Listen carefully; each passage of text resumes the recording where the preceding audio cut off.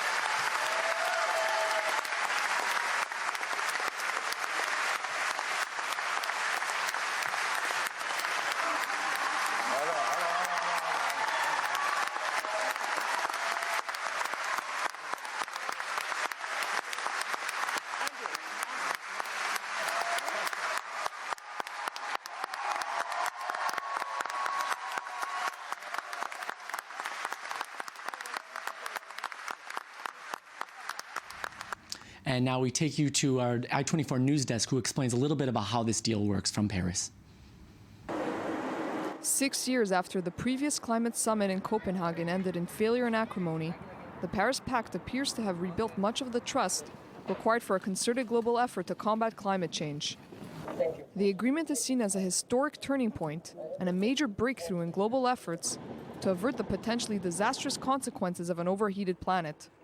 For the first time in over 2 decades, both rich and poor nations have agreed to a common vision for curbing greenhouse gas emissions and the roadmap for ending 2 centuries of fossil fuel-driven economy. The general goal is that the deal will be a powerful symbol to world citizens and a potent signal to investors. The more specific points were to set a more ambitious goal for limiting the rise in global temperatures to less than 2 degrees Celsius, a $100 billion a year floor for funding developing nations beyond 2020, and a 5-year cycle for reviewing national pledges to take action on greenhouse gas emissions. It confirms our key objective, the objective which is vital, that of continuing to have a mean temperature well below 2 degrees and to endeavour to limit that increase to 1.5 degrees. But one of the most important issues was to achieve a balanced and legally binding agreement.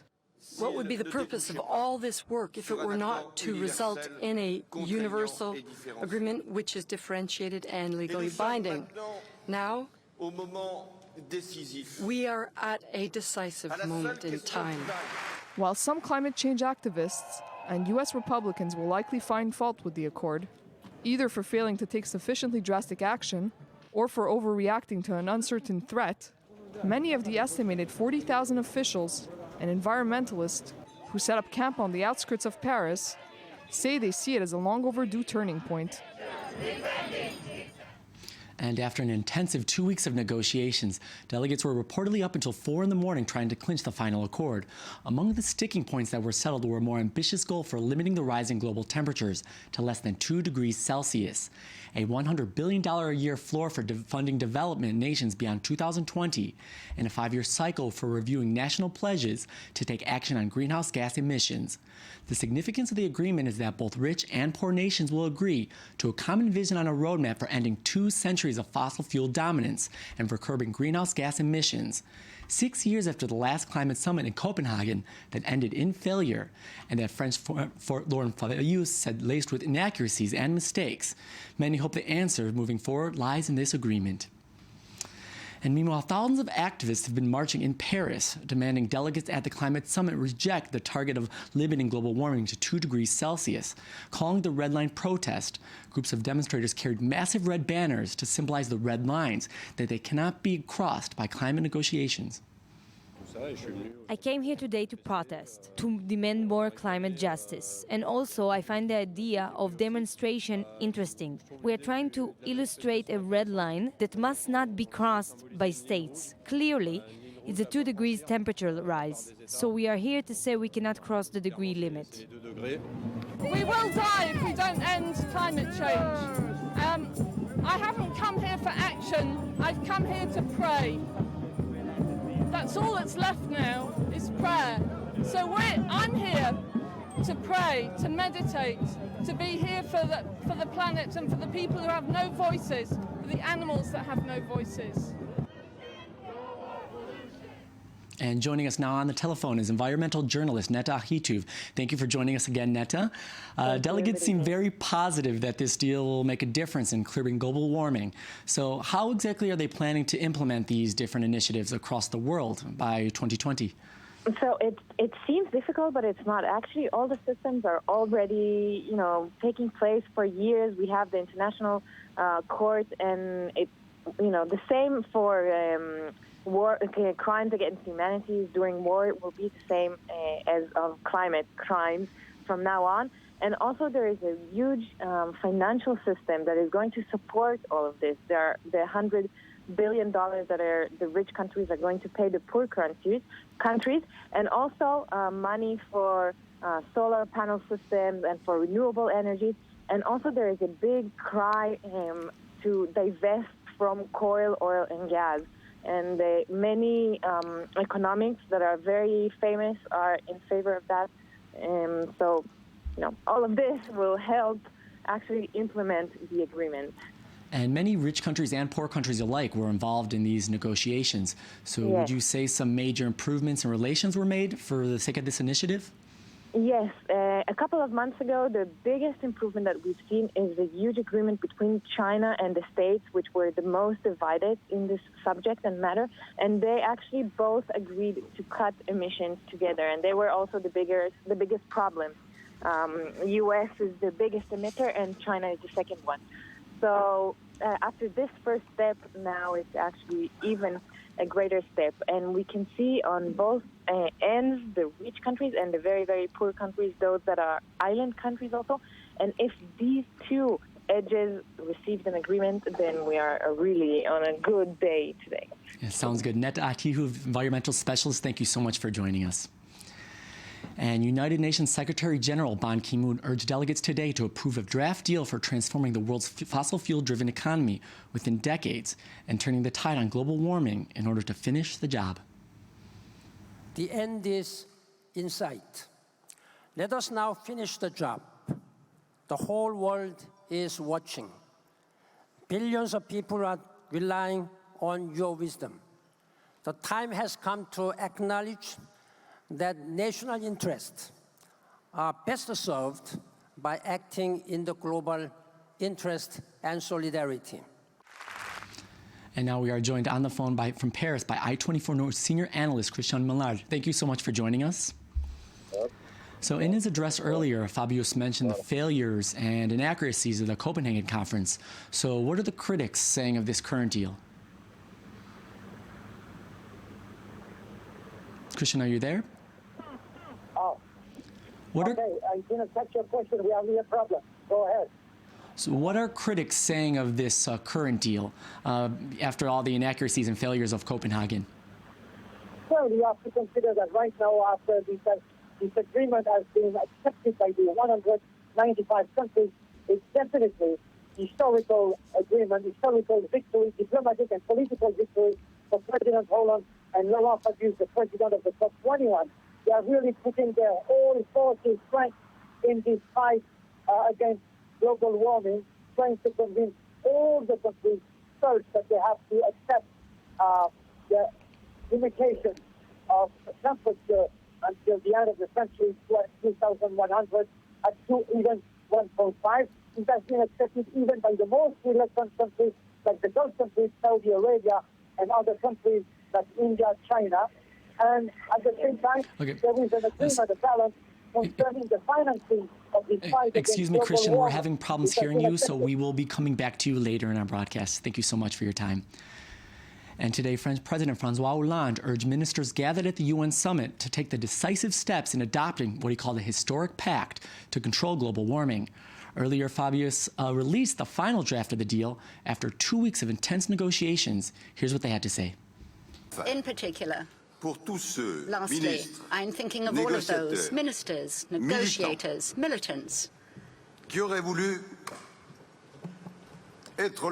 would have wanted to have been here in what is probably a historic event, but who have acted and struggled without having been able to be present today. It confirms our key objective, the objective which is vital, that of continuing to have a mean temperature well below 2 degrees and to endeavour to limit that increase to 1.5 degrees.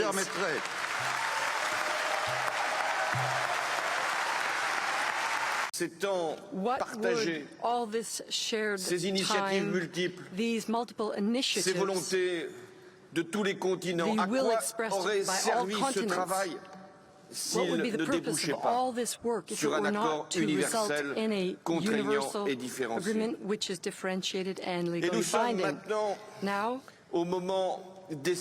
we are at a decisive moment in time. There will be no putting this off. There will be no possible postponement. The decisive agreement for the planet is here and now. You have to take this opportunity, grasp it so that et vive la vie. Our planet may live a long time, that we may live a long time and healthily. And that is all the time we have for now, but be sure to join us again in 20 minutes, hear the latest about the Paris Agreement that has been reached. In the meantime, you can visit us on our website, i24news.tv, for all the latest. Thank you so much for watching.